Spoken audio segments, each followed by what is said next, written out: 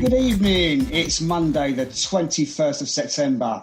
I'm Symon Allemandy, and as ever, I'm joined by my trusted co-host, Pete Hill. Pete, we've not been at a game together this week. How have you been? No, we haven't. We split up, didn't we? I mean, it was all announced on Twitter, wasn't it? The gang are splitting up. But, I've been good. First road trip of the season for me. And believe it or not, I kind of like the M25 at the moment because it was pretty perfect going to Staines on Saturday. But we've had a big week of local sport. League season has started for our Step 4 teams. And, really feeling like getting into it now. You're lucky because those trips were around the M25 we had last season. They weren't the best, were they?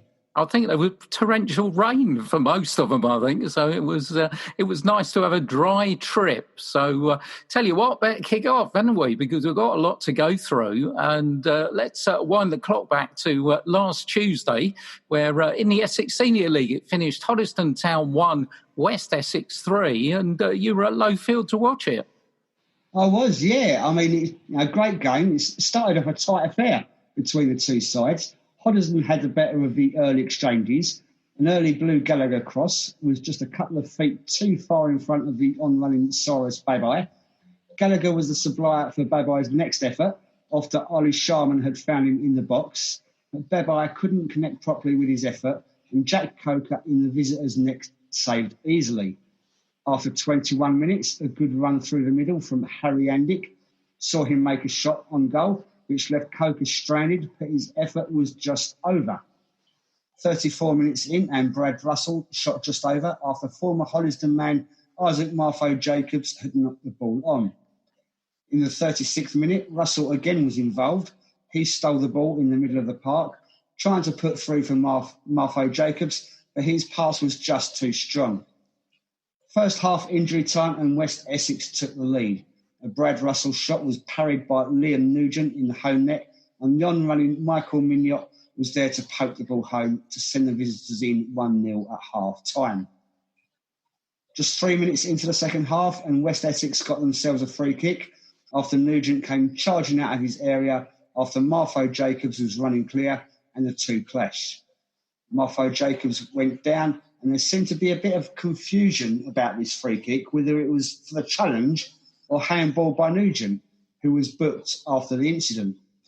Callum Bloss took the resulting free kick and curled it into the top right-hand corner. Nugent got a hand to it but couldn't stop it going into the net to give the visitors a 2-0 lead. Chances for either side followed, West Essex having the upper hand for a while until a handball in the West Essex box gave Hoddesdon a lifeline. Jack Gibbs slotted the penalty low and to the keeper's right to bring them back into the game. Hoddesdon was searching for the equaliser. Simon Riddle made some changes, but after 87 minutes, confusion between Sharman and Nugent resulted in an own goal. Sharman headed the ball back, but Nugent was rushing out of his area and the ball went past him and rolled into the net. Harrison Rickard had a late effort tight into the box, but couldn't quite turn and get the ball past Coker. That was the final chance, and West Essex ran out 3-1 winners, Pete.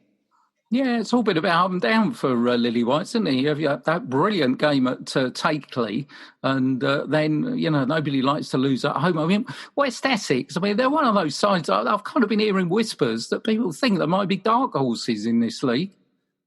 Yeah, it seems to be that case. I mean, they gave a good performance on Tuesday night. And I think, people could be right with that, but I think they need to be a bit more decisive in front of goal if that's going to be the case. Well, also on Tuesday night, finished Saffron Walden down 5, St Margaret's-Bury 0. Night to forget for the Berry, 2-0 down after only 17 minutes. Craig Calver scoring both. The first with the home side's opening attack. Visitors settled after their poor start and there were no further goals before half-time. After the break, the destination of the 3 points was effectively decided, though, when Calver completed his hat-trick by converting Gavin Cockman's cross after 49 minutes. Two more goals in the final 3 minutes of the match by Alfie Hilton and Dimitri Hazemuratis completed the feeling of after the Lord Mayor's show following the FA Cup heroics the previous weekend. We've, of course, got St Margaret's manager Ray Bradbury coming up, and not a good night for him and the team. And I was saying, get those FA Cup, don't you? You're on a high, suddenly go to a team that we know are going to be there or thereabouts, but disappointing 5-0 defeat. Yeah, it's not going to be a nice pill to swallow for them. 3 games, they've not scored any league goals, but like we know and like we said, Pete, Saffron Walden are going to be up there at the end of the season, aren't they? Yeah, most definitely, I think. And also finished on Tuesday night, Sawbridgeworth Town 3, Woodford Town 2. Cracking entertainment at Crofters as the Robins bounce back from their FA Cup disappointment against opponents who finished the match with 9 men. Cav Clark gave the home side the lead with a well-placed header, Woodford striking back almost immediately through Jeremiah Luweru. That, though, seemed to spur the home side on, and first Kieran Amos sending a screamer over visiting keeper Rasmus Crisser for his 5th goal of the season, and Jake Skeeter hitting the crossbar before Connor Clark made it 3-1 from the penalty spot. Visitors reduced the deficit 7 minutes after the restart when poor defending allowed Marcin Painter in to slot the ball home. Woodford's task was made harder just past the hour mark when Harry Barrett was shown a second yellow card for a body check, and with 18 minutes left they were down to 9 men when Jack Newbury-Neame got a straight red card. Despite their numerical disadvantage, it was Woodford who threatened an equaliser when Luero hit the bar, the grateful home defence scrambling the rebound clear. Robins, though, held on for the win to take their points tally to 7, which is 1 less than they achieved in the whole of last season. I mean, Pete, what a game. 5 goals, 2 red cards. Certainly not short of action. Did you see the video of Kieran Amos' goal? Oh, another worldie, wouldn't it? I mean, where did he get them from? It's fantastic. That guy is on fire, isn't he? Kieran Amos is on fire. I think there's a song in there somewhere, but let's look at the league table. I mean, Cockfosters, surprise team, played 3, points 9. They beat Clapton 8-1. And Hashtag United, we knew they'd be up there. Played 3 points, 9, 3-1 winners at Takeley, who seem to be struggling a little bit. Third place, though, Sawbridgeworth Town, played 3, 7 points. Hoddesdon 12th, St Margaret's 13th, and Woodford without a point, bottom of the table. But Cockfosters, well, Ryan Wade seems to have a decent lineup there, and certainly surprise package of the early season. Yeah, let's see what happens with them and see if they can keep that form up. But I think still, although there's been some shock results in that league, it's still going to be the usual suspects up there at the end of the season, I think. Yeah, they say cream always rises to the top, doesn't it? So watch out again for Walthamstow and Hadley and Saffron Walden Down, etc. Let's move to the Hart Senior County League Premier Division, where it finished Welwyn Garden City under-23s 0, Wingate Finchley Development 2. Poor night for the Citizens youngsters. Strong-looking lineup, including new signings Joe Kakpai and Ashbushan Pant. Home side had the early chances with Miguel Lopez and Alfie Warman both going close. Harrison Cage at the outside of a post, but as the half went on, Wingate grew into the game, hitting the woodwork themselves and forcing Lopez to clear off the line before half-time. The visitors took the lead 6 minutes into the second half through Abishkar Farrar. Joe Takai coming within inches of an equaliser when his goal-bound effort was turned onto the crossbar. Home side's chance of getting back into the match received a major blow after 77 minutes when Rob Banks was red-carded, and Wingate and Finchley wrapped up the points for the second 5 minutes from time from Cavonte Williams. So a little bit disappointing. It's going to be difficult, isn't it, for reserve teams, as it is. I mean, maybe I'm talking old school there, but Welwyn Garden City under-23s because, also, to be fair, for Wingate and Finchley Development, because you're never going to know, because if you produce good players at that level, they're going to be in your first team and not helping you out in the Hart Senior County League. Yeah, I think Nicky touched on that before, didn't he, when he was saying, the likes of Brodie Carrington. I know he has represented the under-23s this season, but, if there's someone that's, playing well in that team, then he's going to call them up to the first team and perhaps weaken that side. It's going to happen, but let's move on to Wednesday with the Hearts Senior County League Premier Division. Finished Bush Hill Rangers 2, Harefield United Reserves 0. Claudio Agbonate, who's getting on the score sheet quite a bit at the beginning of the season, and Raheem Stewart, the goal scorers for Bush Hill Rangers. Okay, let's move on to Saturday, and it all started for our Level 4 teams in the league. Mixed results, it's got to be said. In the pitching Isthmian League Division 1 South Central, I was off to Wheatsheaf Lane to watch Ware play Staines-Town. Unfortunately, it finished Staines-Town 3, Ware 2, and this is the story of the match. Let's give you the all-important team news for Ware, then 2 changes from the team that went out of the FA Cup this time last week against Canby Island. Ingham Tom Bruno and Albert Adu as Andre McCollin and William Stanquer go on the bench. So Ware will start with Callum Gishka in goal.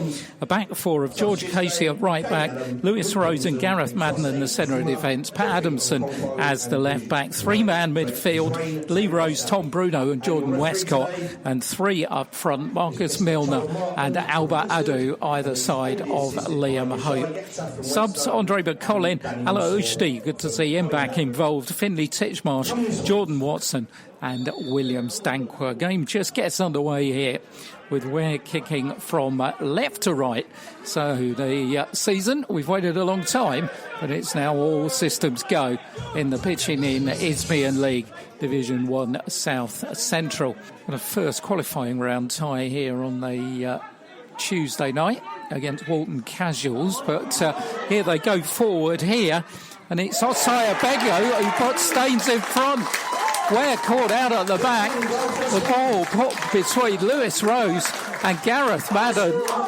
And there was Seb Osai Bengo who put the ball past Callum Kishka. So the worst possible start as far as the visitors are concerned. Seb Osai Bengo has put Staines in front with only 4 minutes gone. Adamson then takes a kick with left boot. It's a better looking one. Westcott can't get it. It's Lewis Rose and it's 1-1. All the way across. Skimmed off the top of Jordan Westcott's head. And Lewis Rose thumped it past the goalkeeper Joe Williams. And 15 minutes gone. Ware back on level terms here. It's 1-1. Well, it wasn't Ware's afternoon. It wasn't ours either, because our feed dropped after that equalising goal. So we missed Ware's second goal.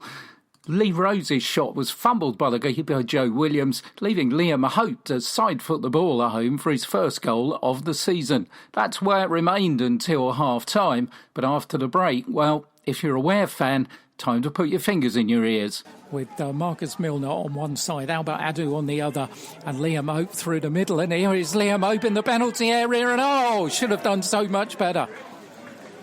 Liam will know that should have been 3-1.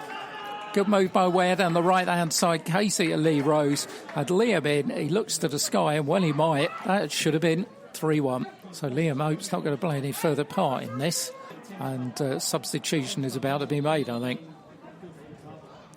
And it is indeed Andre McCollin who's going to be coming on for Liam Hope. So Paul Halsey has got another injury added to those of Dan Rumans and Dave Kendall. Once again, Casey does well. Tom Bruno looks for Marcus Milner, far side of the field. Milner's gone round the hill here. Milner pulls it back across. It's Albert Adu. Couldn't get the shot in because Cotton put in a very important challenge right at the last minute. As McCollin picks it up, finds Jordan Westcott.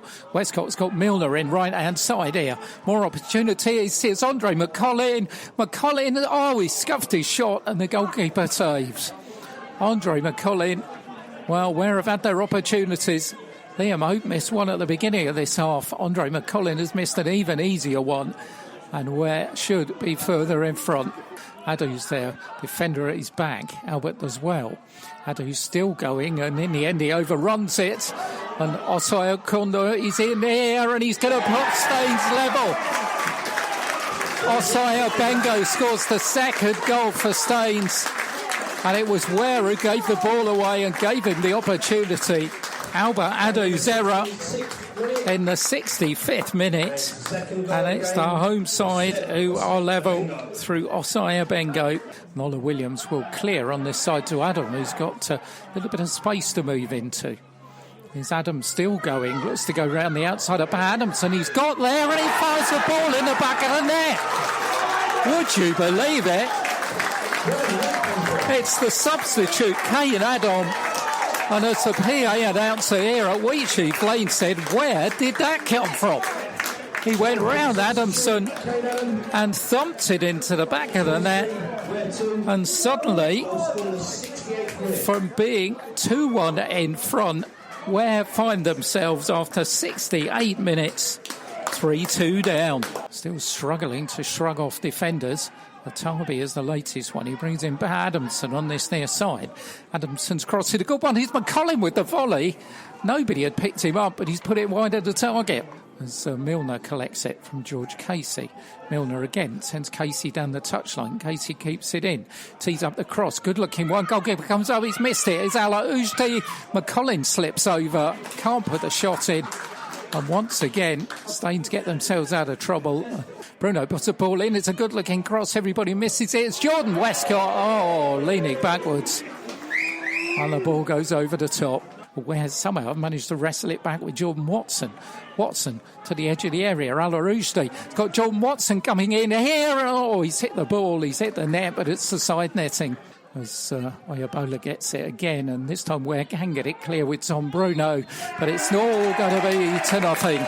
With the cheers of the home crowd will tell you, Ware have been beaten here in their first Izmir League Division 1 South Central game of the season. To be honest with you, I think I changed a little bit of the formation today just to come to their 5 and that, and in the middle and that, their 3-5-2, but you know, overall, I've got to say I'm very, very disappointed. Very disappointed. You know, we've got to learn not to concede silly goals.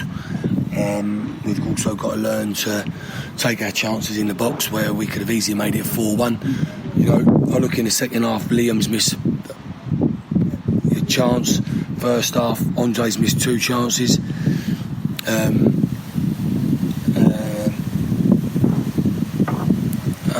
Jordan's missed a chance.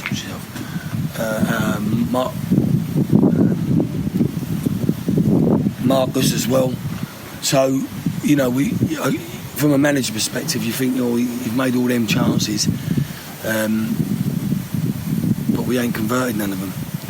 And I'm disappointed how we've conceded goals today, and I'm disappointed that we haven't competed. We have probably competed. Maybe I'm being a little bit hard on them, I don't know. But that's not good enough. If you want to win the league, that ain't nowhere near good enough. That's terrible. That's poor. I ain't take nothing away from Staines. They, you know, I said to the boys, once you got the second goal, they look like, oh, you know, and we just need to get the next goal, but we didn't. So overall, you know, it's a game of we never took our chances and we got punished. Yeah. Simple as. I mean, defending wise, that third goal, I mean, the guy's produced a worldie of a finish, but he should never be there, should No way. I don't think any of their goals, you know, the first goal, Lou's got to do better. And if Lou don't miss it like he misses it, then Gaz has got to get round him. And we never done that. So, it's back to the drawing board for me because I've got to have a look and take stock now. You know, we go to another away game next week, so Liam's got an injury and we've got to assess that. So let's see what happens. But you know, that's not good enough to start the season like that. You never want to get off to a lose. So we're down the bottom now, especially with 3 goals, and we shouldn't even be down there. We need to be at the top. And I know people say, "Oh, it's only one game. What you're worried about?" But at the end of the day, you know, we can't finish in front of goal. That's a worry to me. Injuries, Dan, Dave? Dave and Dan are probably, I think, maybe another week away. I don't know. Maybe longer. We just got to see how that pans out in training this week. So Dave done training, but Dan done a bit of training on Thursday, but slightly felt it. So hopefully we'll just have to assess that over the next 5, 6 days, 7 days. So let's at least hope for some positive news on those injuries to Liam Hope, Dave Kendall and Dan Rumans. Thanks always to Paul, who, we say it time and time again on this show, greatest respect for our managers. It wasn't the best of afternoons. He was obviously gutted at the end of it, but he still found time to talk to us, which, says lots, doesn't it?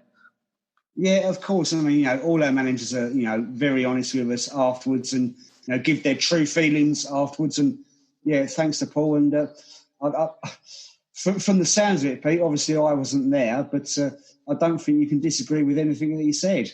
Oh, absolutely not. I mean, he was absolutely right. I mean, it could have been 4-1 before Stein scored their second goal. I mean, Liam Hope has missed the kind of chance that he was burying for fun last season. Andre McCollin, likewise, when he came on in replacement of Liam. I mean, those two should have been in the back of the net. They were both from 6 yards out. And both of them didn't find the back of the net. At the other end, Albert Adu's given the ball away. The guys come through and, scored the second goal. And I got to say, early one for goal of the season, because I don't even think that Kane Adam meant what he did, because he motored around Pat Adamson and everybody really thought he carried the ball too far, didn't go over the sideline for a goal kick, and he suddenly thrashed it into the roof of the net. Everybody in the crowd was surprised, and I'm not surprised that Callum Kitchker was as well. It was really the last thing you expected to come your way. And you heard on commentary there, I mean, also honest comment from the Staines PA man, who actually said afterwards, where did that come from? Even he didn't expect it. Yeah, just goes to show that it's taken everyone by surprise. But, that's not the point, 3-2 defeat and, not the ideal start. Good support, by the way. Got to say a big thumbs up to the Ware fans who made their way there, clapped the team off as well. And in their words, well, unlucky, we go again next week, and I'm sure they will. In the same division, finished Tooting and Mitcham United 1, Hertford Town 2. Superb start to the season for Hertford, recording their first win at Tooting and Mitcham since being promoted back to level 4. Just one change from the team that had performed so well in the FA Cup the week before, with Kit Brown reverting to the bench to make way for new signing Sam Fanian. It wasn't long before the visiting fans had something to cheer either. Cheers week at Jagdev, giving Ben Hurd's team the lead, latching onto a huge clearance from keeper Luke Mewett, who claimed an assist on Twitter, and why not? And Jagdev doing the rest, slotting the ball home with only 9 minutes gone. 19 minutes later, it was even better. It was 2-0 as David Ogbonna curled a shot in from the edge of the box, his backflip celebration being almost as spectacular as the shot itself. Not surprisingly, the home side sprung into action after that, Jake Rose nodding home a debut goal from a free kick 3 minutes before the break.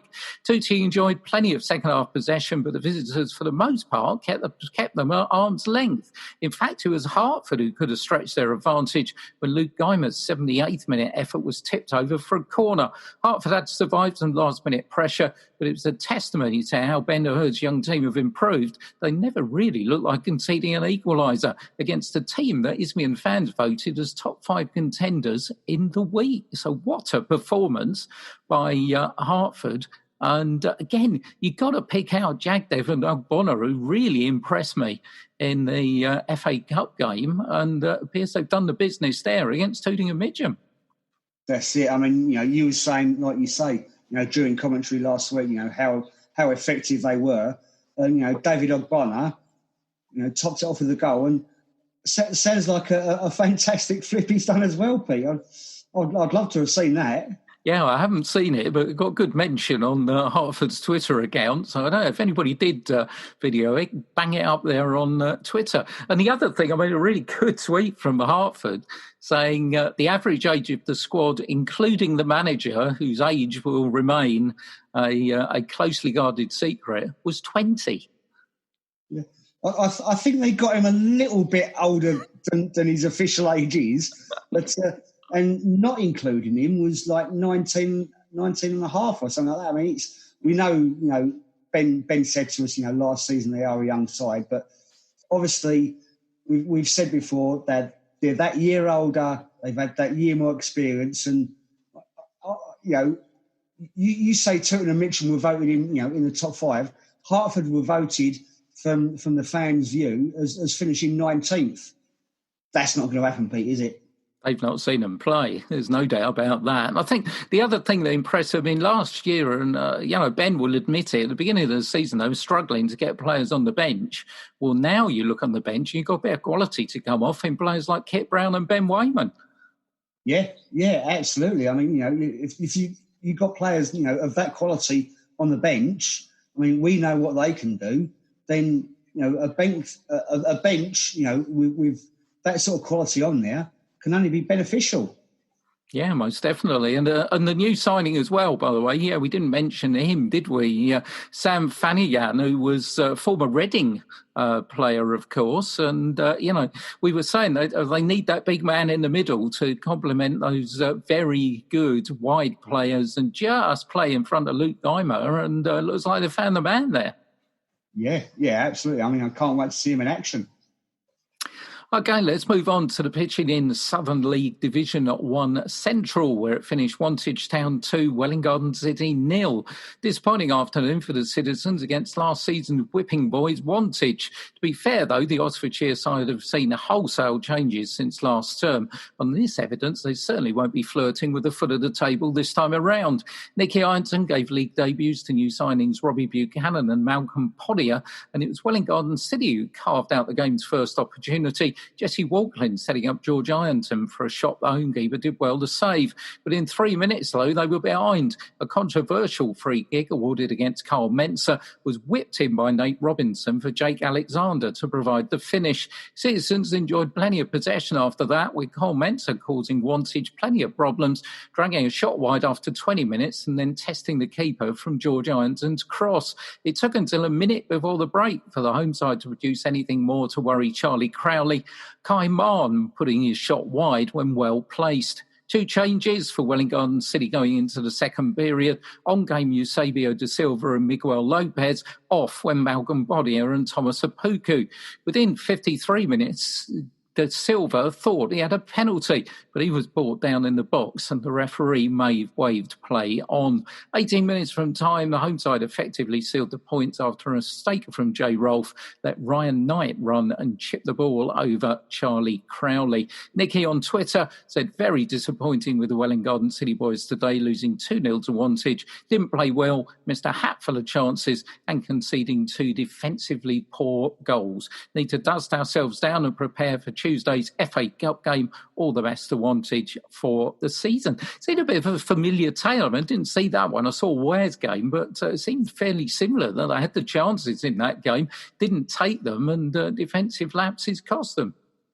Yeah, it's that story from last season for them, isn't it? And Nicky touched on it when he joined us before, that, Wantage Town, that they're not going to be the same as they are last season as well, are they? They're not going to be the whipping boys this year, are they, as well? Yeah, I think undoubtedly. And I think, you're going to see that with a lot of teams, I think. I don't think... We'll have a quick look at what the Isthmian fans thought of in terms of where teams have finished. And I think that's not going to be where teams finish at the end of the season. Anyway, let's move on to the FA Vars, where at Lowfield finished Hoddesdon Town 3, Langford 2. More exciting fare at Lowfield as the Lily Whites came from behind twice to put their place in the next round. No Cyrus Babai or Harry Andick for the home side, with Liam Mulligan and Harrison Rookard drafted in by assistant manager Jeff Cross, who took over from Simon Riddle, who was away on a short break. Home side found themselves behind to a 14th minute goal by James Elkington. The lead, though, only lasted 12 minutes until Ollie Sharman headed the Lily Whites level. Another defensive lapse led to Langford going back in front, Josh Kliss taking full advantage despite looking offside. Fortunately, the Lily Whites were able to get themselves back on level terms before half-time. With 7 minutes remaining, the ball was crossed in from the right and Harrison Rookard did the West rest with a well-placed header. One change at half-time, new signing Fraser John on for Jack Riddle, but the early part of the second period was marred by a serious injury to Langford's Josh Cliss, who fell heavily and had to be taken to hospital with a suspected broken arm. And it goes without saying, we wish him well and a speedy recovery. It was a scrappy affair after that, the winner coming 15 minutes from time when Fraser John and Liam Mulligan combined down the left, the ball cannoning off the unfortunate Nathan Wing and into the net. Lily Whites could have made it more emphatic, but keeper Ben Watson did well to save Carden Campbell's effort in some 20 minutes of time added on. Next round, Woodford Town at home on the 10th of October. So a good way to bounce back from that defeat against West Essex. And it's difficult, isn't it? 20-minute hold-up. Obviously, we wish Josh Cliss well, as I've just said, but really difficult to come back from that and get any momentum, isn't it? Yeah, that's. I mean, I guess for the players, a break that long, it really affects your momentum, like you say. Yeah, but, a good result. Could have been a little bit more. Harrison Brookard as well. I mean, he's an interesting player, isn't he? I mean, he's scoring goals. I mean, he isn't first choice, but whenever you put him out there, I mean, we saw him make his debut at the end of last season. He's a young player with a bit of potential. Yeah, I mean, like I said, before, he came on last Tuesday, had a few efforts, and he is performing well. When he comes on, like you say, he's not first choice, but he's making an effect on the game, which is all you can ask for, I guess. Yeah, and they've stepped up Fraser John as well, who was playing as a trialist, I think, of Aware a little bit earlier on as well. So useful player at that level. Well, also in the FA Vars, it finished Sporting Bengal United 3, Salisbury Town 3. That's the right way to say it, although the game was actually switched to Crofters, although Sporting Bengal were nominally the home side. And it was the home side, unfortunately, who won 4-2 on penalties. In the end, it was penalty heartbreak for the Robins after a thrilling match, which at one point had seen them 3-1 up with just 2 minutes to go. Chaka Barnett gave Sporting Bengal an early lead, only for Connor Clark to equalise with a good header. Clark then skimmed the top of the crossbar, but the scores remained level at the break. Jake Skeet looked to have set the Robins up for the next round with a quick-fire second-half double, but Chaka Barnett cut the deficit to a single goal with 2 minutes remaining and then managed to scramble the ball home for his hat-trick in injury time after a deflected clearance had fallen straight to him. That took the tie to penalties, with Sporting Bengal keeper Tino Ferrara proving their hero, pulling off 2 fine saves to stun the Robins after Michael Betts had saved the visitors' first spot kick. Always gets to a lottery, but, 3-1 up with 2 minutes to go. Should really have sewn that one up. Yeah, and, at that situation, you've got to shut the shop, haven't you? And unfortunately, they didn't. But, out of that, out of the FA Cup, and hopefully they can, concentrate on the league and, carry on their good form there. Yeah, and I guess one of the positives is they're an entertaining team to watch because they're banging the goals in like nothing, aren't they? Yeah, absolutely. So that's all you can ask for, Just don't concede too many, which, they haven't been. But unfortunately, on Saturday, that was the case.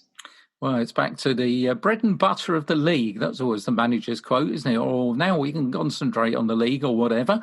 But sadly, another manager that will be telling us all about that is Ray Bartlett when he joins us, St Margaret's for his boss, because you were there at the recreation ground on Saturday watching their tie against London Goney.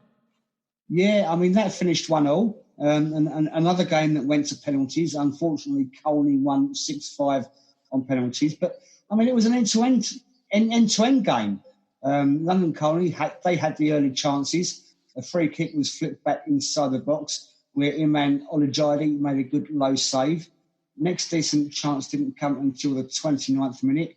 Scott Knight was running onto a through ball, but Olajide seemed to be waiting for it to come to him in the area.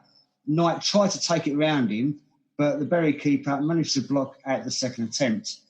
60 seconds later, and Knight was through again, one-on-one with Olajide, but he stood up well this time and blocked his effort. Knight was giving the home defence all sorts of problems as he then made a great run down the right, knocked it inside for Andrew Simmons. His first-time shot was sent wide of the home goal. 37 minutes in, and Knight again put a cross in for Simmons. This time his effort was tipped onto the crossbar by Olajuwon, who gathered at the second attempt. Just before the break, and Mags were awarded a free kick 10 yards outside the Colney area. They broke away quickly, and who else but Knight supplied the pass for Isif Koulibaly to thump the ball home past the helpless Olajuwon. Second half followed much of the first, with the majority of the play in the middle of the field. London Colney did have an early chance when they had another one-on-one, but this time it was Koulibaly who must have been put off by the onrushing Olajuwon, who miskicked and saw the ball run past him.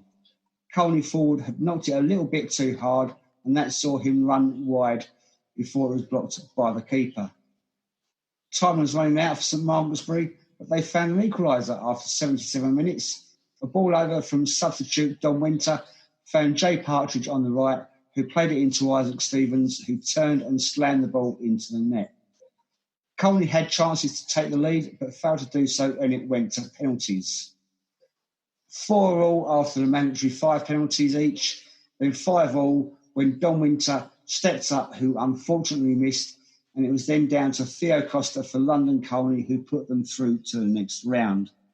And Pete, there was one set of penalties I missed because I was videoing the penalties, I was tweeting them out, and I did hear one of the London Colney's player say when I was sitting down after the game, having a drink with our friend Ian Bush, and he said, "I want to find out who 90 minutes EHR is."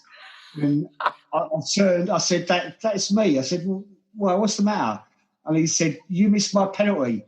And I think that was Joe Reynolds. So Joe, I'm really sorry, but I was trying to tweet everything out, and well, you stepped up a bit too quick, mate. So if you'd taken another 20 seconds, I would have got it. But yeah, it's one of them things. Yeah, I suppose the most important thing for Joe was we may have missed his penalty, but he didn't. But I've just got a real thought about this, that, why can't we play another 30 minutes? I mean, why is it, I can understand no replays, but, what's this kind of 90-minute curfew going on here? I don't understand, because it's not like there's a problem with the light or, floodlights, anything like that. So why extra time isn't taking place? I really don't know. Yeah, penalties is a horrible way to go out, isn't it? If you can delay it by another half hour and get a real winner, then, hey, why aren't we doing it? Anyway, let's round up the rest of Saturday's action. In our Senior County League Premier Division, finished Belstone 3, Welwyn Garden City under-23s 0. Chipperfield Corinthians 2, Bush Hill Rangers 2. Gerald Cato and Dweldon Longa, the goal scorers for the Rangers, who weren't happy on Twitter. 2 points dropped, can't afford a repeat of this performance if we're to challenge for anything this season, they said. Cuffley Seniors 1, Ware Sports 1, Glen Sports 4, Hoddesdon Down Reserves 4. Belstone led the table with 9 points from 4. Royston Reserves played for 9 points in second, and Bush Hill Rangers in third played 5 points 8. In Division 1, finished Bunningford Town 3, Bovingdon Reserves 2, first win of the season for the town. Jack Bishop, Antonio Fusco and Matthew Inman, the goal scorers there. Hertford Heath 1, Old Parliamentarians 2. And it finished Oxley 0, Standon and Buckeridge 1. I said to watch out for them. Liam Deere scored the only goal of the game there. And the table looks like this. Aldenham played 3.7 top, only separated by goal difference from Standon and Buckeridge, who also have played 3 with 7 points. In Division 2, Ware Sports Reserves 5, Chipperfield Corinthians Reserves 0, 4 of them for Ricky Brown, and the other one from Lewis Connor. And also a big shout out to Lucy Sender. A very big thank you to Lucy Sender for refereeing our game at the very last minute yesterday. We were told if we didn't find a referee, we would lose the game, which seems a bit unfair and needs to become a rule change. So well done, Lucy. You made sure that that one went ahead. Lemps for the top of the table. And Simon, yeah. Oh, we can't hear you, mate. I don't know what's occurring there. That's better. Let's hear it again. Well done, Lucy. And of course, I mean, she's now playing for Wadson Park Ladies. And she is indeed. And so game to the rescue, most definitely there. The top 5, by the way, in that division are all separated by goal difference. In Essex Olympian League Division 5, bit of a shock defeat for Roydon. They went down 2-1 at Springfield Reserves. Halcyon Griffith with the goal for Roydon. They're in 3rd place in the table now, but all the teams at the top have got 6 points. In the Hertford District League Premier Division, Bendio Trinity 1, West Mill 3. Callum Falk, Josh Holmes and Oliver Tokley for the Mill. Culture Club Athletic 6, Ware Trinity 5. That definitely was a game to be at this weekend. Jerome Mullins scored 2 for Trinity. Joe Evans and Ben Harrison were the other, and Alex Wood were the other scorers. Finished MKS Carpentry 2, Allenbury's 2. Top of the table has a very familiar look about it from last season. Westmill on top, Mill Lane 2nd, Wormley Rovers Vets 3rd. In Division 1, Albury 3, Ickleford 6. Who got all 3 Albury goals? Yep. Henry Branston on the score sheet with a first hat-trick of the season. Shearing 2, Watnetstone 1. Top of the table as Buffs FC and Shearing 1 and 2. And in Division 2, Bullies Crusaders 0, Much Haddam 4, Buntingford Wanderers 0, Greenbury 2, Hartford Heath 1, Inter Hoddesdon 0, Mangrove 3, Benjo Trinity Vets 3. Vets goal scorers Daniel Hogarth, Neil Ward and Ricky Ketteridge. Much Haddam top the table there from Greenbury United. So plenty of goals firing in those particular games. I just want to have a look at that Isthmian League fan poll we were talking about for Division 1 South Central. They have the top 5 like this: Bracknell 1st, Ware 2nd, Zuniga Mitcham 3rd, Hanwell 4th, Westfield 5th, bottom 3, Northwood, Hertford, FC Romania. After the first day results, never give you a guide to anything. But, basically that's as you were at the top and the bottom, isn't it? I don't think you can disagree with that top 5. But FC Romania, we've mentioned, about the money going into there or the possible money going into there. No, I don't think anyone knows quite what's happening there. But, Hertford at 19th, no, that's not going to happen. I think, with the signings they've made, the progression they've made with, the players, like we've said, having that year of, league experience underneath them, they're going to be mid-table, Pete, at least. Yeah, I'm hoping for, top half. And, I think it's a bit unfair on Northwood as well, to be, they really got their act together at the end of last term as well. And, they were getting themselves out of relegation problems. So who knows where it's going to go. Well, coming up the half-time break in a couple of minutes, there's a bit of hockey news. England Hockey put the start of the season back a week for clubs to book facilities and become COVID compliant. But there were still some friendlies played. Hertford's men beat West Herts 9-1. And talking of prolific goal scorers, we've talked about football ones. Prolific goal scorer in hockey is Scott Apps. He got 4 of them. Gary Brown got a hat-trick. Ian Dunnett and Adrian Flizecki also on the score sheet. Welling Garden City completed their pre-season with a 3-1 win over West Herts 3. They took their tally in 3 matches to 14 goals. So they're flying, scored by 7 different players as well. But it was, sadly, a bit of a day to forget for Hertford's ladies. They lost 6-1 to Letchworth in a friendly, but let's emphasise the fact it was only a friendly. And finally, I've got a little bit of rugby news as well that must tell you about because it involves this week, because you can get yourself down to a Hertford Rugby Club for the Meet the Coaches session, which is this coming Thursday. And it'll be fans' chance to meet and chat to the coaches and watch a senior training session with Richard Gregg, Howard Parr and Robbie Morris. All starts at 7:15. Meet promptly outside the main doors of the clubhouse. Club training will start at 7:30 sharp. And then afterwards, David Heinard and the team will be available from 9 p.m. for further questions. So nice to see that hockey and rugby hopefully will return and we'll get some good scores going from our teams. Oh, let's keep our fingers crossed for the return of them. It's looking good, but who knows what's going to happen, Pete? Things could change very soon, couldn't they? Yeah, unfortunately so. But we'll keep our fingers crossed that they don't. And we'll keep our fingers crossed that the referee's got his whistle now. Because if not, we'll have to send for Lucy Sender, haven't we?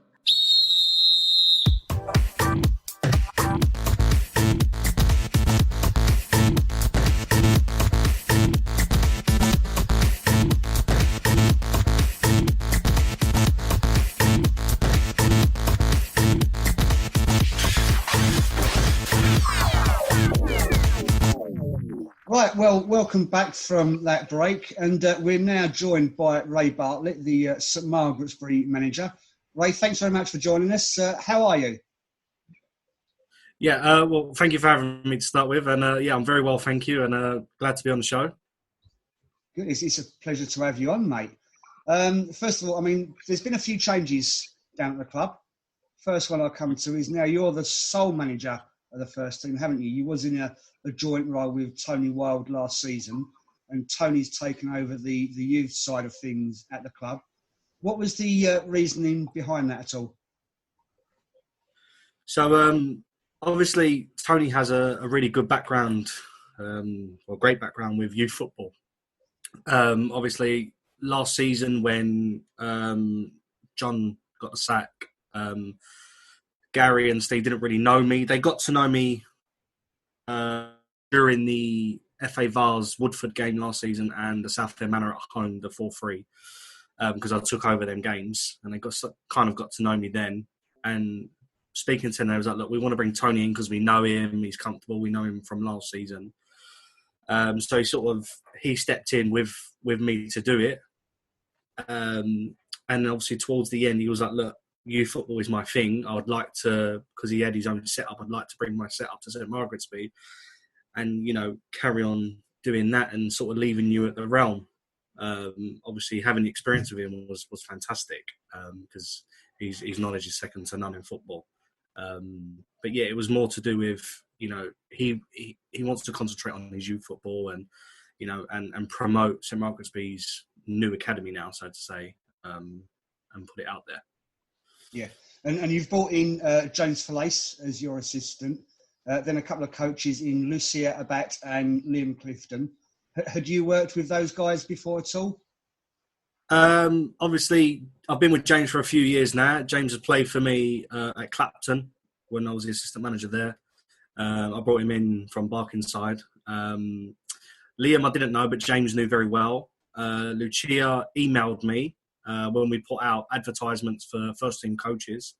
Liam come very highly recommended, done work with Epping and Harlow Ladies, very good one-to-one individual coach as well. So it was kind of a no-brainer. And Lucia's background in, doing stuff with Arsenal and youth football as well, and wanted to, make the jump to sort of like, senior football. It was kind of a no-brainer to bring him in, really. And they've been fantastic from the get-go as well. Yeah. We'll come on to Saturday's game in a bit with you, but I want to talk about the league first of all. You've had a steady start to the season, 0-0 draws with Enfield and Sporting Bengal United. Then last Tuesday, a 5-0 defeat to Saffron Walden. I mean, they're one of the promotion favourites, but you've not managed a goal in the league as yet. So, what's the feelings on that? It's hard to say because in 10 games, if you ask me this in 10 games' time, I would probably say that it depends on obviously other results. Like if in the next 10 games we win 5 or 6, we look back and we can say that Enfield and Sporting Bengal were points lost. And they were 2 results we should be winning. And obviously we even look at the Saffron Walden game as no one turned up and it was just a mismatch completely. And we just didn't arrive from the get-go. But looking at it now, we're thinking it was 2 good away points. There was a couple of players missing in each game. E-Man didn't play the Bengal game. And we had a couple of players injured. Same with the Enfield game. Same with Saffron Walden game. We had no E-Man, no Kirk. But again, that's no excuse, for missing players because we've got a big squad. And, when a player is not there, they should be able to step in and sort of fulfil their role. We're not worried about scoring goals just yet because we've done well against Baldock. Obviously 2-0 down there, so we know we can score goals in open play. Set piece, we've got some great set piece takers in Ryan, Kyle, Kirk. So I think we're always going to be dangerous from like 30 yards out in that sense. So I don't think scoring goals will be a problem once we get the ball rolling in the league. But yeah, like you said, it's probably too good away. Looking at it now, it's too good away points, and unfortunately, it was just a bad day at the office against Saffron Walden. And it happens at all levels. You look at on Saturday a few days ago with Man United against Crystal Palace. It happens at every level. Everyone has a bad day at the office, and I think that's how we're going to take it. Yeah, of course. You mentioned that game against Baldock. So the FA Cup extra qualifying round. You was 2-0 down, 20 minutes to go, and turn it around, made it 2-2, and then won 4-2 on penalties, didn't you? Yeah, the feeling was fantastic, to be honest. We had a tough pre-season, obviously picking up a lot of injuries. Obviously, pre-season was like 3 to 4 weeks long. So a lot of the games were trialing and testing new players and trialists and seeing if they all fit in the squad. So a lot of players, don't get me wrong, they're happy to say this. They was unsettled, they weren't happy. They were like, look, we want to know what the team is. So yeah, pre-season was tough. So obviously going into the Baldock game, looking at our results from pre-season, probably no one fancied us at all. And to be fair, I don't think anyone fancied us, not even ourselves. But we showed great fighting spirit to come back from 2-0 down. And sometimes it's harder to play against 10 men as well. I know it's an old cliche, but like I said, sometimes it's hard to play against 10 men.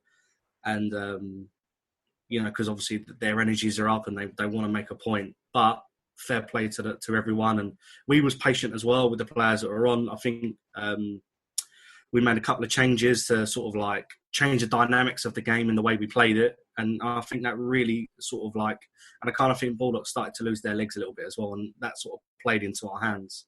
And to get it back to 2-2, and we almost won it as well before the 90 minutes was a great achievement. When it's like that, you was 2-0 down, you pull it back to 2-1. The opposition's down to 10 men. The opposition, do their heads go down, and you get yourself sort of built up and think, right, okay, here we go. We only need one more to take it to pens, or a couple more to win the game in the 90 minutes. What's the feelings amongst the team and the management there? Because obviously they scored quite early doors in the second half. It was like the 47th, 48th minute. And we sort of looked at each other and think, what happened there? So, a couple of players switching off and not reading. But the good thing for us is that goal come early. If that goal comes in the 65th, 70th minute, even though, like you said, with 20 minutes to go, we still come back and got it to 2-2. If that goal comes later on in the second half, I don't think we come back to bring it to level it, so to say. So I think in our favour, the goal did come early from them, which we shouldn't have conceded anyway.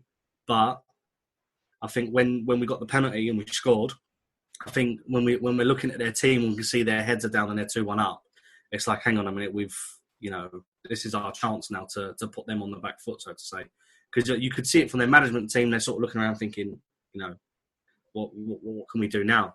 So we had a 2-goal lead and 10 men, and then, the pressure's on, tired legs, tired minds, the clock's ticking, so to say, and yeah, we could see that the pressure was going, and I put Isaac Stevens on the winger, and he's quick and he'll get at players, same as Sean. Put him on up top just to have fresh legs up there, and like I said, it changed the dynamics of the game, and it sort of changed the way they had to defend as well. Yeah, that game was on the Tuesday night, and I saw Tony the weekend after over at Ware Youth. He was taking one of his teams over there. My girls' team was over there, and he told me all about the excitement over there. And he said he was on the pitch, and I saw the videos and everything. That was fantastic. But you got through that one. And the next round, that was a visit to Sawbridge of Town, local league rivals, obviously. They was on a good run, and you won that game 3-1. And also, you got our performance of the week to top it off, didn't you? Yeah, again, we sort of go in. into that game, like we did the ball game, as the underdogs, and Sorbo were flying, great games. Obviously beating Romford. They had a good pre-season, so they were scoring loads of goals. They had all the media behind them. They had the cameras behind them. Sort of like urging them on and helping them. And to be fair, like, and that's great. But I said to the lads, we've got to turn up and spoil the party. Yeah. At the end of the day, I was like, don't worry about the cameras. Don't worry about who's here. What's going on. We turn up and we play, because we know at the end on our day, we know that we can beat anyone in the league. But we also know if we don't turn up that we are beatable, and that goes for any team in the league. But with the quality of players we've got, we know that we can beat anyone, and that's what it was against Sorbo. We turned up and we fancied it. We knew that we could damage them in the right areas. Yeah, and then next round, which is tomorrow night, you've got away to Walthamstow, another team from the Essex Senior League. I mean, they've not had the greatest start, have they? But I'm sure you're not going to underestimate them. Oh no! I mean, again, they're going to be league favourites. They're going to be up in the top four, pushing for promotion. Max Mitchell, obviously ex St Megs himself, is a great manager, and he's got a proven track record. Obviously with Tring, with Hearts, and wherever he's been, so to say. So, we're not going to take it lightly. Again, it's another game where we can approach this as underdogs, and be ruthless and be fearless. Not have to, sort of worry about anything else apart from go out there and give a good performance. And I went and watched them against Stansted. Like, they're a very good team, don't get me wrong, Walthamstow, but again, they're beatable. There's not many teams that aren't, but obviously, like, you can see flaws inside, and I feel like, again, with the players we've got, we can compete and possibly definitely get a win. You keep saying this underdogs thing. Do you think that suits you better? Yeah, definitely. I think it does, because I think sometimes going into a game with an expectation of having to win, it can put pressure on people, and I think we've seen that with Walthamstow. I felt like after the run they had last year, going into this season, everyone's expected them to, come out and pump teams like they was, and it's not been the case, this season. Sort of like, wins for Southend Manor and Stansted. They've sort of gone with, that underdog fighting spirit and going, we can turn these over, so to say, and give everything we've got, and it's worked for them. So I can't see why it can't work for us. Yeah. I mean, with the FA Cup, obviously, the prize money is really beneficial to the club, but it's half of what it was last season. What's your opinions on that? It's hard to take because, I think Gary was telling me it's been a while since the club has got to the first qualifying round. And I think they've only gone as far as the second qualifying round. So, it's hard. It's hard for the non-league clubs because, we rely on this as a source of income, providing that you do well. I feel like they could have, for me, if you look at the professional clubs,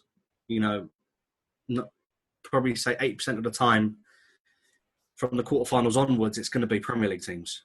And I don't feel like whatever prize money they get from the FA Cup isn't really going to affect them. And I felt like, and obviously my opinion, like I feel that their money could have been, shortened, so to say, and kept ours as it was. But that's football at the end of the day, and we've just got to deal with it. Yeah, we mentioned it the other week that, like you say, from the quarterfinals, it's probably Premiership teams or Premier League teams. Yeah. They don't need that prize money, so why not distribute it, lower down the levels to help out, those lower level teams? To me, it makes more sense. Yeah, it's a no-brainer, really. Obviously, I think everyone has that opinion as well, and we're always talking about, if you watch on the news, they're always talking about grassroots football and helping them, and this hasn't helped us at all, No, of course not. I mean, squad additions. We've covered them, the last few weeks. That who you've signed, who you've retained. We know you've got a great scorer at this level in Kyle Roberts. Great to have him back. I guess. And then Ryan Reid, you mentioned earlier, he chips in with a few. And from what we've seen and from what I saw in the game on Saturday that we'll come to in a minute, like I say, Manu Olajabi, he's been performing well as well, hasn't he? Iman's, for me, he's probably the best goalkeeper in the league. And we're so fortunate to have him. Obviously, Tim Reid, he's someplace else. Aiden, Tim's a non-league legend, goalkeeper himself, and I value his opinion a lot. And he always says to me, "Look, you're very lucky to have Iman, and he's probably one of the best goalkeepers at this, and probably step 4." And Iman's a good friend of mine, and he's sort of happy to play where he's loved. I was fortunate to get him at Clapton and bring him over. He's been fantastic for us. And he's someone that, if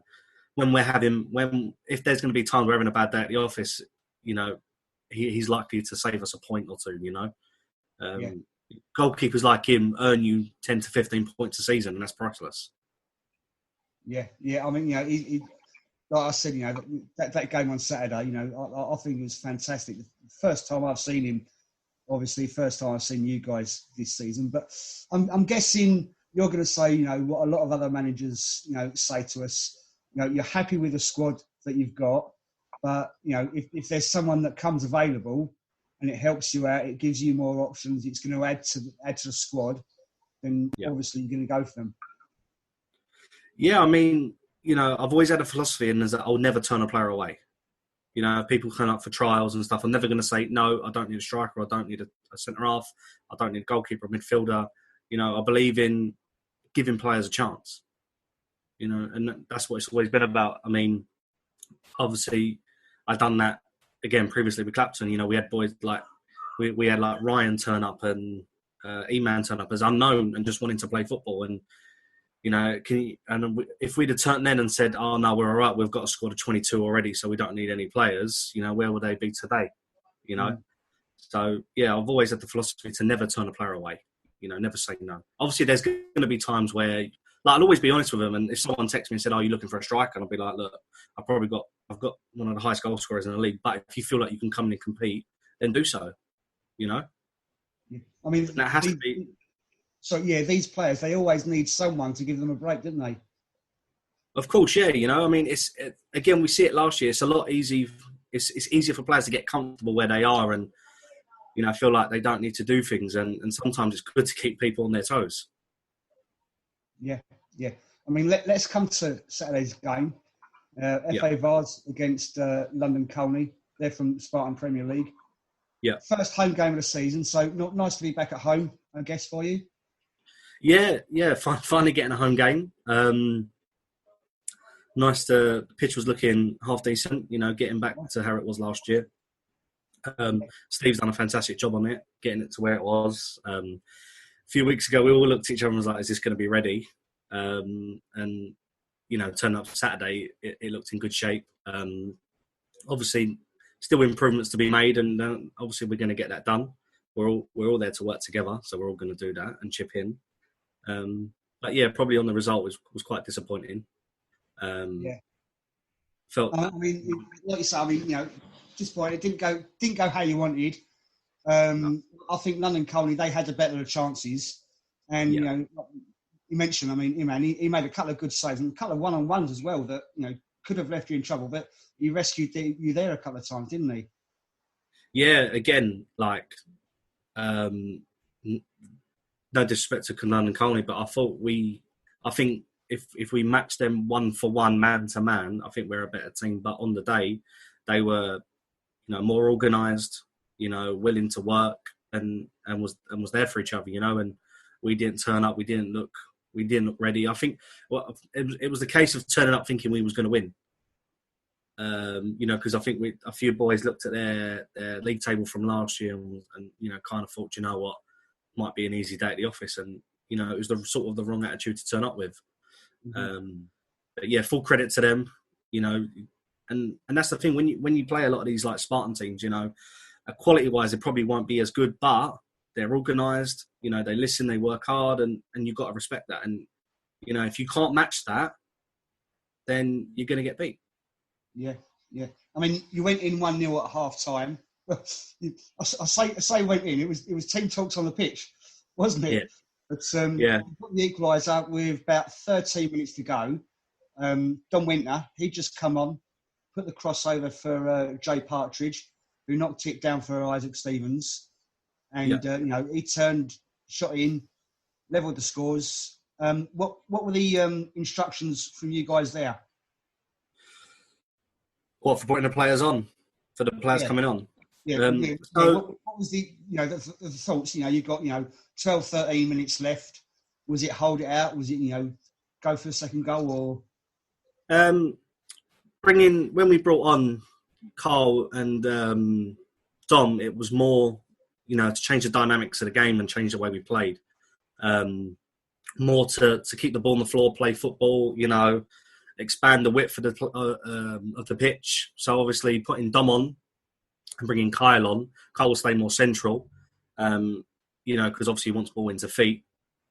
When we had Sam on, he's quite a tall lad, so it's about getting the wingers narrow to him, and get close to him, and I just thought, I was talking to Liam and James and Lou, and I was like, look, I think we need to, broaden the pitch and expand it and, try and exploit him out wide. And I think with the changes, we changed the dynamics of the game, and it freed up the middle, and Dom had a few yards to be able to ping balls at and to get Isaac 1-on-1, and obviously fullbacks to start bombing on as well. Yeah, I mean they could have nicked it towards the end though, but it went to pens, 4-4 after 5 each, 5-5 after 6 each, and then. Unfortunately, the lottery of the game means it comes down to one player missing, and then Dom missed his. But what I thought was great was, obviously he was gutted about missing, but he was walking back, towards the halfway line, and then the teams are there, they're saying like, "Come on, pick your head up, chin up, don't worry, it's fine." So, I mean, I think that's a great team aspect, and obviously, you win as a team and you lose a team, didn't you? That's it, yeah. I mean, Tom's a young boy. He played in our under-18s last year, and he's a great lad. He come on for Frankie. Frankie got injured. He's another one that come on and played really well, Tom Aiden. And after obviously your 5 penalty takers, it is a lottery because someone's got to step up and take a pen, and it could get to the stage like we see hashtag where all of them have got to take a pen and restart. So you've all got to step up one by one, and fair play to him. He was happy to step up and take a pen. Unfortunate to miss it. There's nothing against him and him missing it because, like you said, penalty shootout's a lottery. Before that, we were lucky to win our last 2. Obviously, the one against Baldock and one last year against Sporting Bengal in the cup. But yeah, it was good to see the older lads get their arm around him and bring him back as a team, and that's what I want to see. But and the lads know, but I want to see that on the pitch as well. It's not just in situations like that. It has to be from the first to the 90th minute as well. But yeah, it was good to see the experienced lads get their arm around him and get him to shake it off. Yeah. I mean, afterwards, in the clubhouse, I did hear a couple of the London Colney players saying that only 2 of them put their hand up to take a penalty originally. Were your guys all right? Yeah, I'll take one, and you didn't have any problems selecting anyone to take them? No, I mean we was full of confidence after the Baldock penalty shootout. Everyone's hands go up for a pen. It's up to me then to choose who's the first 5. Even E-Man's got his hand up to take a pen, and but yeah, I mean, like I'll always fancy us to do well in a penalty shootout, and I always fancy E-Man's going to save one, and it's up to us to score. But obviously, unfortunate Tom Massey missed. Tom Massey's a great penalty taker. It's just all what happens on the day, and yeah, we were just unlucky not to win this one. Yeah, I mean, there was a good crowd down there as well, wasn't there? Yeah, I mean, obviously, because it was our first home game, we was only allowed, I think, a maximum of 150. But yeah, there was quite a few. I think Gary was telling me there was over 100 tickets sold, which was nice. Yeah. The next gate's been risen up to 300. So I'm hoping we can, get that win tomorrow against Walthamstow and get a home draw finally and get our gate up. That's it. Yeah. I mean, you say about your next game. That's on Saturday, back in the league against Clapton. Yeah, former club of mine. Spent many years there. Very good young side. Played them twice last year within a space of a couple of weeks on a time we was on a bad run. They're very young and fit. I think in both games they beat us 1-0, home and away. But again, we was on a bad run then, and we had a lot of players injured. Going through the team and going through the motions through December and January, and personally myself. But yeah, they come off. I think they lost to Cockfosters 8-1. Yeah. So I know they're going to want to bounce back and get in, because being a young side, they're not going to faff around and think about that too much. They're going to go on to the next game and want to win. So we need to be ready and prepared for that. Yeah, I mean, if you're facing a side that is coming off a defeat like that, does that make it a little bit more difficult for you? Because obviously they're going to be a bit more determined to show that they are better than losing 8-1. Yeah, 100%.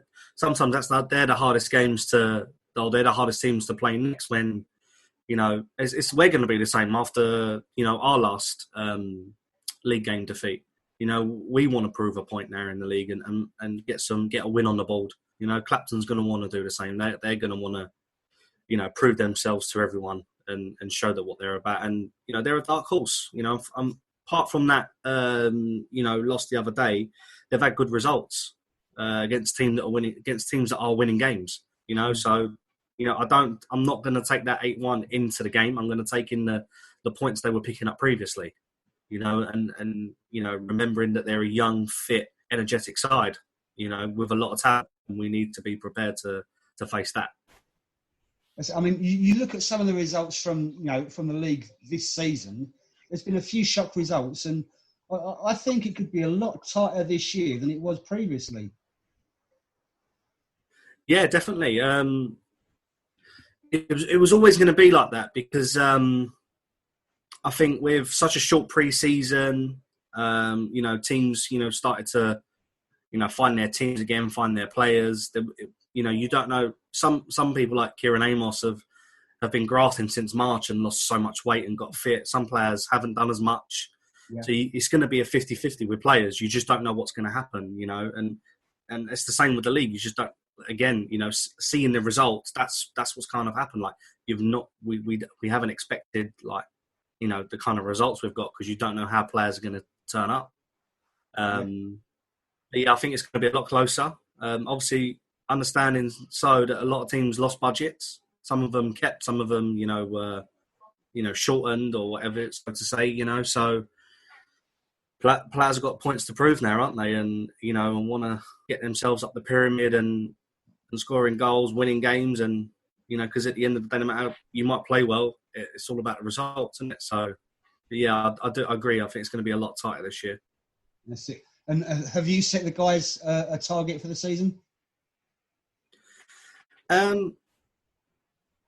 We have set a target, and it's realistic. We've always said that it all depends on, we set a target for the first 10 games, and then Christmas, and then how we are in March. Because you set your short-term targets and you set your long-term targets, and you have to be realistic, and it's not always going to pan out the way you think it's going to.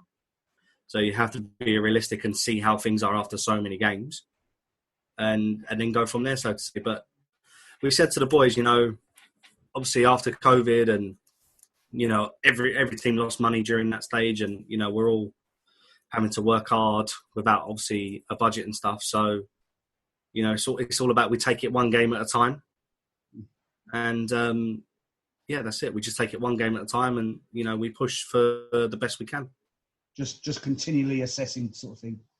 Yeah, exactly. Yeah, we take it one game at a time, and we progress, and like you said, assess how each game goes, and and each game is a target. Each game will have a target of what we expect from the team, and then and we go from there, and and hopefully push ourselves onto bigger targets and bigger goals. Yeah, yeah. I mean, Pete, was there anything that you wanted to come in and ask Ray on? Just a quick one, Ray, going back to the FA Cup, and it's more the structuring of the competition. I mean, FA Cup on a Tuesday night, thoughts around that? Because, FA Cup on a Saturday for non-league fans always been a big thing, but you're finding yourself playing cup ties on a Tuesday night and league games on a Saturday. Yeah, I mean, again, it's another one. It's weird because, we always talk about the FA wanting to help grassroots football, but it feels like this year they've done their utmost not to help us. Us having to travel to Airsley on a Tuesday night wasn't easy. Obviously, myself, I live in London, so every game for me is an away game, and that in particular was. But obviously, we've got a lot of boys that live in Hertfordshire, and it's not going to be easy travelling on a Tuesday night, expecting 7:45 kickoffs and everyone to be there on time.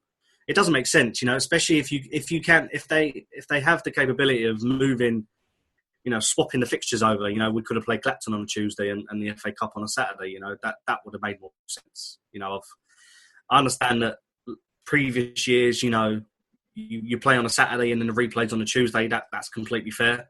And especially the rule change in the after 90 go straight to pens, it would make more sense to play on a Saturday. Of course it would. But yeah, another one I've not understood why they've done that. It is what it is, isn't it? But, yeah. Well, it's been a pleasure having you on, Ray. Thanks a lot for joining us. And we'll all be keeping our fingers crossed for you tomorrow night. And hopefully we'll see you in that draw for the second qualifying round. Yes, fingers crossed, mate. Hopefully get the result and, be able to draw a big team at home. Thanks for having me. It's always a pleasure. Cheers, Ray.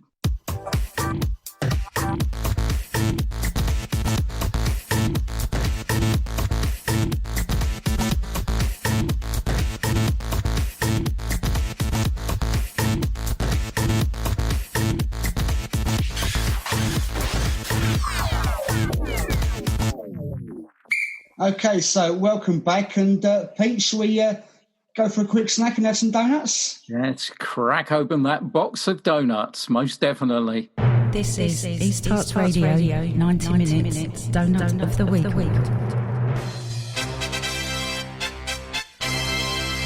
Well, talking of food, the first one I've got is very much food related. It's Australian rugby league player Sia Soliola.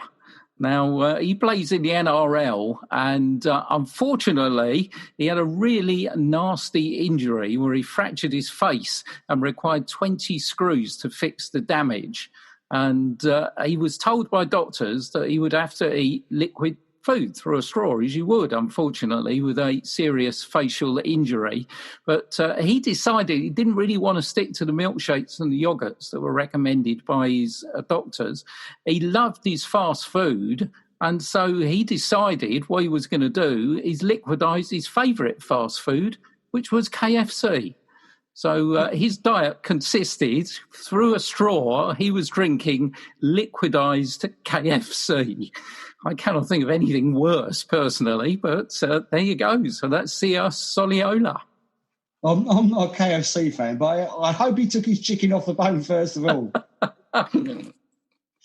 So my first nomination goes to all the people who liked some tweets that came from Anthony Martial, or, as it turned out, Pete, Anthony Martial's son. I saw a tweet from Martial saying, "Sorry, guys, my little boy took my phone." Now, I know that feeling, but he had deleted them, but not before someone managed to screen grab them. And he had tweeted things like, GT, CE, TY, BHT, GLO, me, hop, which got 72 likes. Another tweet was you in at, which got 49 likes. bb.g got 220 likes. And my favourite one, hashtag W, which got a whopping 563 likes with 80 retweets. I mean, why on earth are people liking them and retweeting them? I mean, for the record, the post where he said about his boy getting his phone got over 130,000 likes. I mean, Pete, from those tweets I've mentioned, that's what, 900 nominations, 904, I think, if my maths is right. Why? I'll tell you, we couldn't get his son working on our Twitter page, could we? Sounds a plan, Pete. Sounds a plan. Well, there's a Manchester United link to donut nomination number 3 because it's Manchester United fan Matthew Kelly, an ambitious Manchester United fan, has organised a fundraiser to try and bring Jadon Sancho to Old Trafford this summer. With the transfer window in England officially closing at 11 o'clock on October the 5th, looks like this long-running saga isn't going away anytime soon. But despite all of that, what Matthew Kelly has decided to do is he wants Jadon Sancho, and so he has set up a GoFundMe page to raise the £108 million he thinks it will be needed to buy Jadon Sancho and get him in the Premier League. At the time of telling you this, he's raised £434 with 52 donors. So he's got a bit of a way to go. But rather like the tweets from Andy Marchandale's son, I would really like to nominate all those 52 donors for a donut each. I mean, it reminds me of another story I once saw, the player, the club, and everything will remain nameless, but this is absolutely true. It was probably about 8 years ago, and a disgruntled fan put a Premier League player on eBay. And it reminds me very much of that story. Do you think he's hoping that Ed Woodward might make a donation to his GoFundMe page? Well, imagine it, couldn't you? 434. My maths is terrible, but Ed Woodward will be in for about 107 million and lots, wouldn't he? You'd imagine that just appearing with a donation, 107 million, E. Woodward. Pete, my final nomination. We've mentioned animals on here before, and I saw a tweet on Saturday from Ilkley Town, and would you believe it? Their game was halted just before half-time due to an alpaca running onto the pitch. Disturbed the game, caused the referee to stop it, and then, they had to get it off the pitch and find him somewhere to go. So, yeah, my final nomination is for the Ilkley Town alpaca. Excellent. So I wonder if you had to give his details like you have to under COVID now, isn't it? And find out who was that. How did an alpaca get in the ground? I mean, if it was Palada in Mexico, I might understand it. Ilkley Town. Let's just mention last week's vote. So the vote went to Mr. Greenwood and Mr. Foden. They won the vote with about 62.5% of your votes. So thank you, everyone, for voting for that. Yeah, nothing personal. Man United seem to be occurring quite a lot in these donuts at the moment, don't they? We're mentioning lots of links. I'm making no comment. Absolutely, me neither. Let's move on to our performances of the week, which, there were a few stunning ones, but I've got to say none more stunning than Tooting and Mitcham United 1, Hertford Town 2. What an absolutely excellent performance. 2-0 up in 20 minutes and providing the goal celebration of the day through David Ogbonna as well. So I think Hertford richly deserved the title of our team performance of the week. Absolutely. Couldn't disagree at all, Pete. Now, when it comes to the individual performance of the week, well, we had Scott App scoring 4 for Hertford Hockey Club, but it wasn't a friendly, but it was still a big achievement. We had Henry Branston scoring his first hat-trick of the season for Albury, but Ricky Brown of Ware Sports Reserve topped those by scoring 4 in their 5-0 win over Chippenfield Corinthians Reserves. And what swayed me in voting for him for our performance of the week is, do you know, he scored 4 goals and his own team didn't even give him man of the match. They gave man of the match to right back Jermaine Smart. That's terrible. That's terrible. We want to know, like we asked last season, Pete, did he get the hat-trick ball? Yeah, Let us know. Who knows? But well done, Ricky. You are the winner of our individual performance of the week. Talking of goals, the Golden Boot looks like this. Kieran Amos is out on top with 5 for Salisbury Town, but he's been pursued very hotly by his teammate, Connor Clark, who's got 4. And we mentioned him again. Henry Branston of Albury has already got himself on the leaderboard up there with 4 goals. Right, let's move on to some women's news. And hey, remember last week we were joking with John about the Beds and Hearts Women's Football League and how they'd released the league structure early and then released the revised league proper, which I put on the website. Well, it seems they've changed it again. So the leagues do start on October the 11th. So let me run through where our local teams actually are. So the Premier is Hartham Ladies and Hearts Vipers, which hasn't changed. Division 1, Sherrards Wood have moved up to Division 1. Division 2, Watton Ladies and Hearts Vipers Development.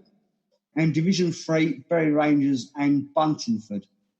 So we did have Wadson Development in there, but they seem to have dropped out. And the league have said they have restructured them due to team changes, and these are the final leagues. Other news, Hearts Vipers had their senior sides club day on Saturday. Sorry, had that on Sunday. They said that we held our senior women's pre-season club day today. Fantastic match between our first and development teams, followed by food and time for the squads to relax together. A great afternoon and huge thanks to the team at County Ground for their help. And in the FA Cup yesterday, in the preliminary round, Watson Park 1, Watford Development 2. Tough defeat for Watson Park. Sounds like they played really well. And it was Chloe Clay that got the Watson goal. A couple of friendlies took place. Hartham Ladies drew 1-1 with Royston Town Ladies.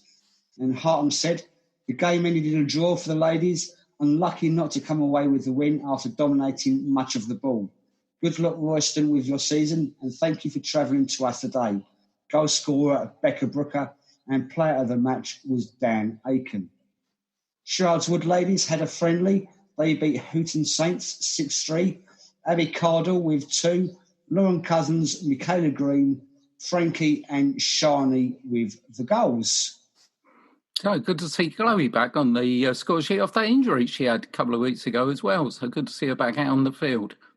It is, yeah. And I will say, Chloe also celebrated her 17th birthday last week. So, Chloe, happy belated birthday to you. Yeah, and we'll accept a donut with a candle on it if you got one. That'd be fine. Right, let's look ahead at the week to come, and tomorrow night, big night of FA Cup action. FA Cup first qualifying round, Walthamstow against St Margaret's-Bury, as we were hearing from Ray a little bit earlier.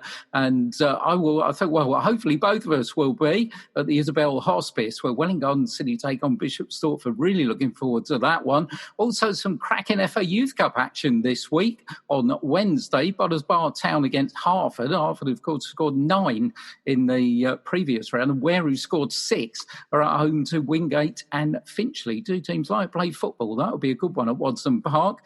On Saturday was a little bit strange because the FA Trophy means only one of our Step 4 teams have actually got a game. They are Ware in the Pitching in Isthmian League Division 1 South Central, and they make almost an identical trip to the one that they did this Saturday, going to Bedfont Sports, who are in the shadow of Heathrow Airport.